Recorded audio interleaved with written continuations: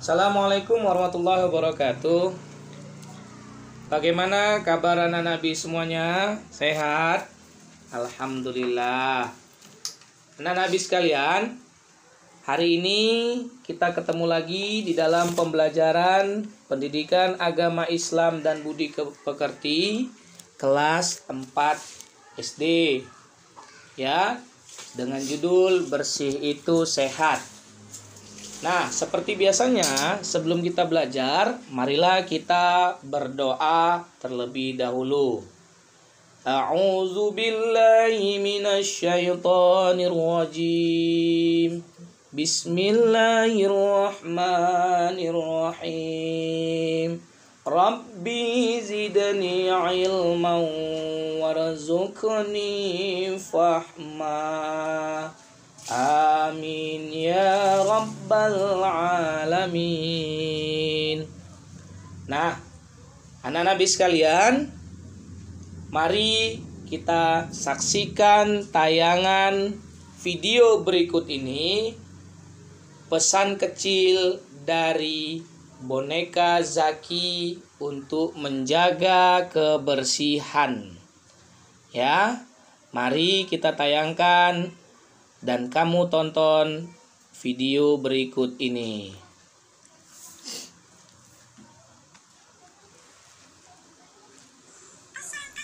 Pesan kecil dari Zaki. Oh, assalamualaikum anak-anak. Tidak perlu sungkan, aku hanya sedang mandi. Aku sangat suka mandi. Kebersihan adalah sebagian dari iman.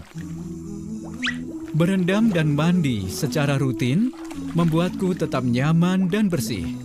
Menjaga kebersihan diri sangatlah penting dalam Islam. Karena itu Nabi Muhammad Sallallahu Alaihi Wasallam berkata, "At-tuhur satrul iman." Yang artinya, kebersihan adalah sebagian dari iman. Ini mengajarkan agar kita selalu berusaha sebaik mungkin dalam hal-hal berikut ini.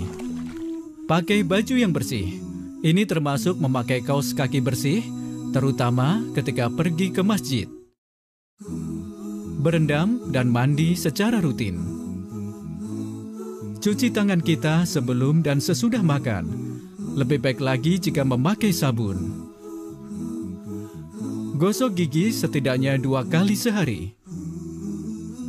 Buang sampah pada tempatnya.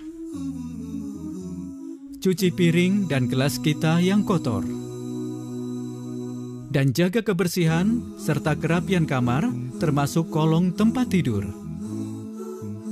Semoga kalian bisa mengingat semua hal itu. Semuanya sangat penting.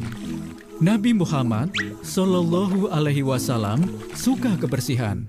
Jadi kita seharusnya juga. Sekarang aku lanjutkan mandiku. Ingat, bersikap baiklah pada orang tua dan orang lain. Assalamualaikum.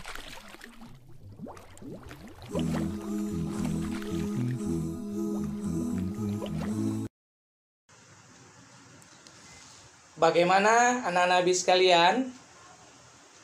Pesan dari Zaki, sudahkah kita jalani di rumah? Alhamdulillah. Pesan kecil. Ya, semoga kita jalani kebersihan, kita jaga kebersihan, kita terhindar dari penyakit. Nah, anak Nabi sekalian, untuk melanjutkan materi, Abi ingin bertanya dulu, apa itu bersih? Ada yang tahu? Ya, bagus. Bersih berarti bebas dari kotoran. Ya, siapa yang sudah mandi tadi pagi? Siapa yang sudah menggosok gigi tadi pagi? Alhamdulillah. Nah, itu pengertian bersih. Lalu Abi tanya lagi, apa itu suci? Ayo, ada yang tahu suci? Bukan, suci bukan nama orang, tapi pengertian suci yang Abi tanya di dalam pembelajaran kita. Ya, suci berarti bebas dari najis. Lalu ada lagi. Kebalikannya yuk. Kotor belum tentu najis. Ya, itu dia suci. Kotor belum tentu najis. Karena apa? Suci itu bebas dari najis. Tapi najis sudah pasti kotor. Kok bisa gitu, Bi? Ya. Jadi kenapa najis itu sudah pasti kotor, Bi? Kita cari dulu pengertian. Apa itu najis?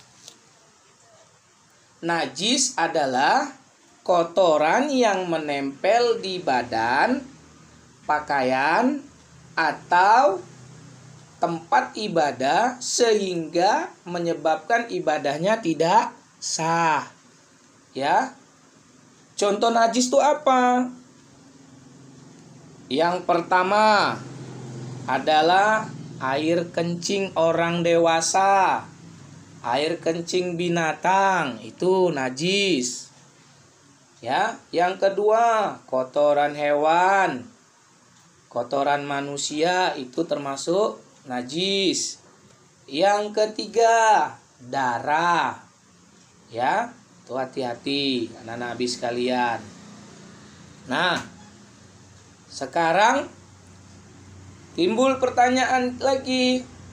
Bi, bangkai jilatan anjing gimana? Apakah itu najis? Najis. Ya. Bangkai najis. Jadi kalau ada di tempat rumah ibadah, mati hewan jadi bangkai di situ, itu udah najis, dibersihkan ya. Itu dia, jilatan anjing juga najis. Ya. Nah, lalu tadi kan kata Abi kotor belum tentu najis. Ya, tapi najis sudah pasti kotor. Contohnya, kotor itu belum tentu najis. Contoh, pakaian yang terkena keringat menjadi kotor, tapi masih sah digunakan untuk sholat. Keringat nggak najis, hanya kotor saja. Itu dia. Lalu, pakaian yang bersih tapi terkena najis, jika dipakai sholat maka sholatnya tidak sah. Mana? Tanah, tinta, cat, ludah, itu najis. Jadi itu nggak bisa dipakai untuk sholat, pakaian kita diganti, ya. Nah, tadi Abi berbicara masih tentang najis. Najis itu di dalam ilmu fikih agama Islam ada 3. Ada najis mukhaffafah. Mana itu najis mukhaffafah? Dan apa itu najis mukhaffafah? Najis mukhaffafah itu kita biar ingat, najis ringan. Contohnya mana?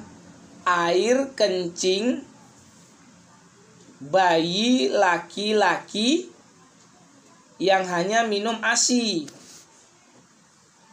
Ya. Cara membersihkannya gimana? Dipercikan air saja. Air yang bersih. Nah, itu dia.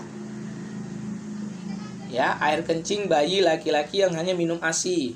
Yang perempuan gimana, Bi? Sama. Laki-laki dan perempuan itu sama, apa masih dia meminum ASI. Ya, makanannya dari ASI aja, itu boleh dipercikan air, bersihkan. Yang kedua, najis mutawassithah.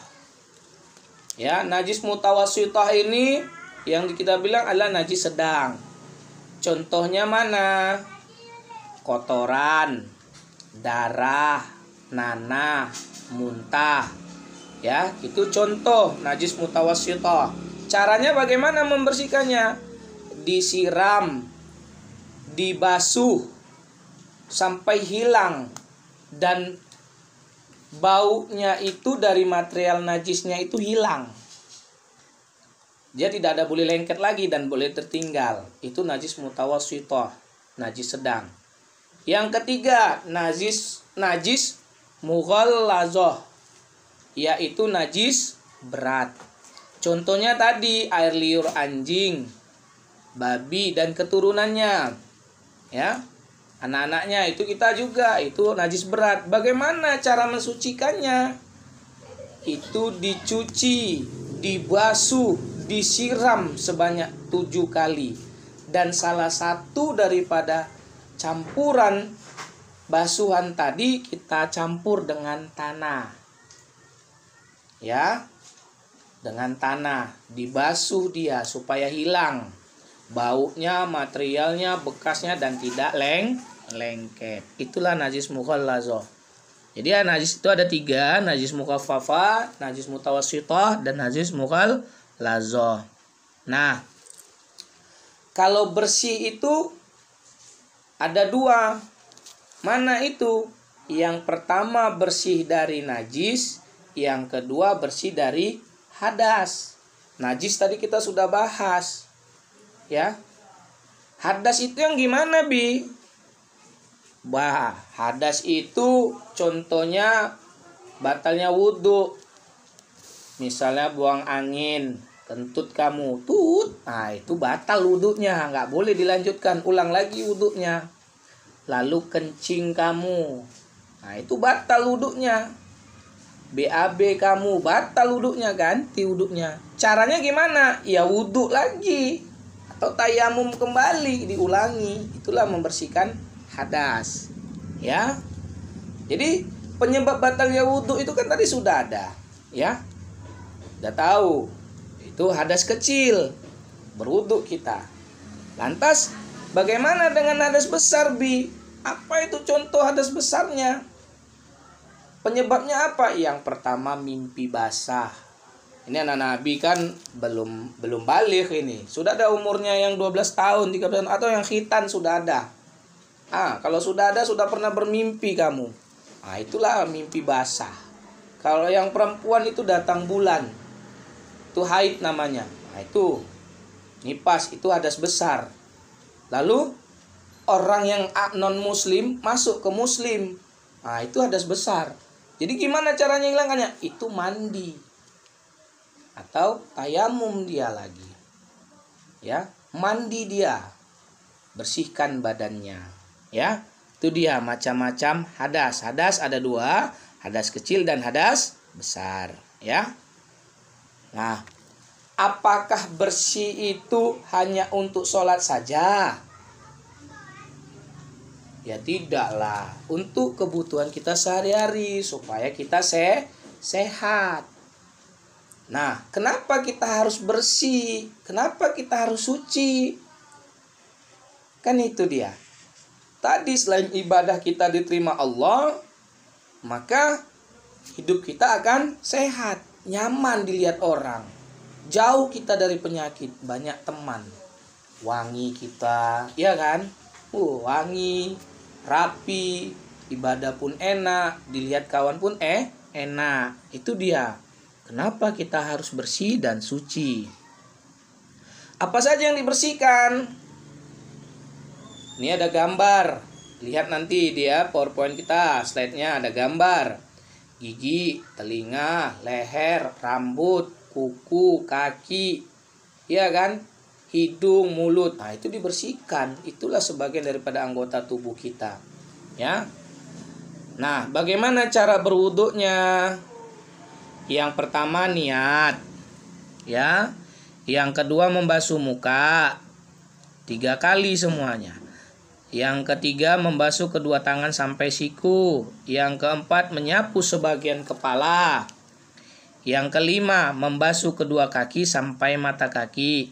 Yang keenam tertib. Ini nggak boleh berbalik-balik. Pertama niat, kedua membasuh kaki, nggak bisa.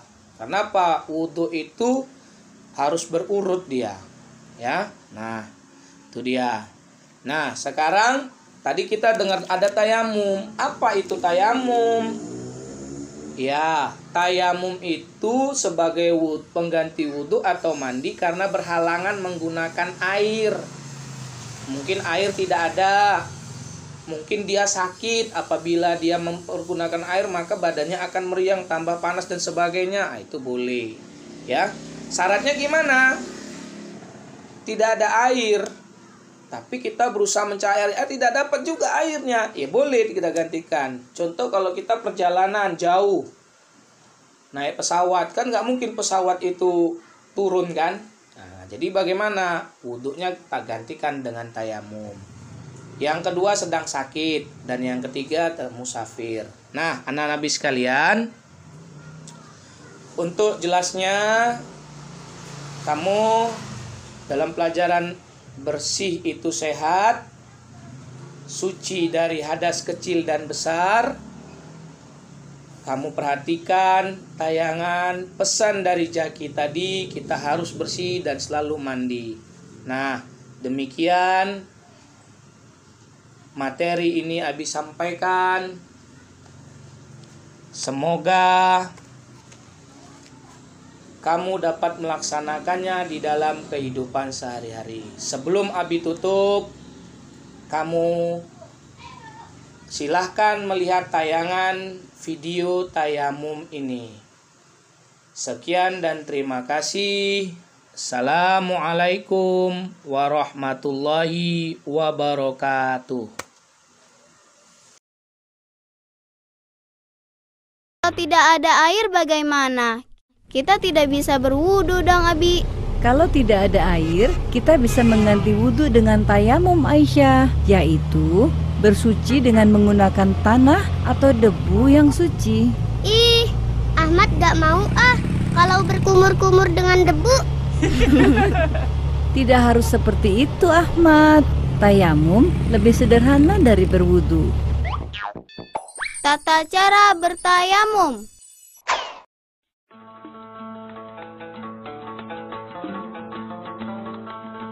Pertama, membaca basmalah dan niat sambil menempelkan telapak tangan pada tanah atau debu yang suci. Bismillahirrohmanirrohim. Nawaitu tayamuma listibatis sholati fardolillahi ta'ala. Kedua, mengusap wajah hingga rata.